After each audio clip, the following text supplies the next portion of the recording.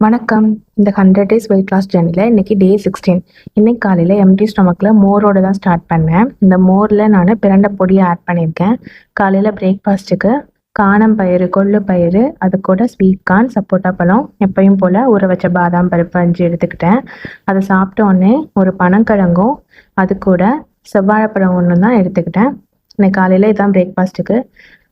அதுக்கப்புறம் ஒரு 11:00 போல் ஒரு சுக்குமல்லி காஃபி எடுத்துக்கிட்டேன். இன்னைக்கு ஃபுல்லாகவே எனக்கு மைல்டான ஒரு ஹெட்டேக் இருந்துக்கிட்டே இருந்தது. அதனால் இன்னைக்கு ஃபுல்லாகவே சுக்குமல்லி டீ தான் எடுத்துக்கிட்டேன். லஞ்சுக்கு எப்பயும் போல் வரகரிசி சாதத்தோட சொரக்காய் போட்டு பருப்பு கூட்டு மாதிரி பண்ணியிருந்தேன். அது கூட ப்ரோட்டீனுக்காக பன்னீரும் குக்கும்பர் ரைட்டாவும் எடுத்துக்கிட்டேன். இதுதான் இன்றைக்கி என்னோடய லஞ்ச் பிளேட்.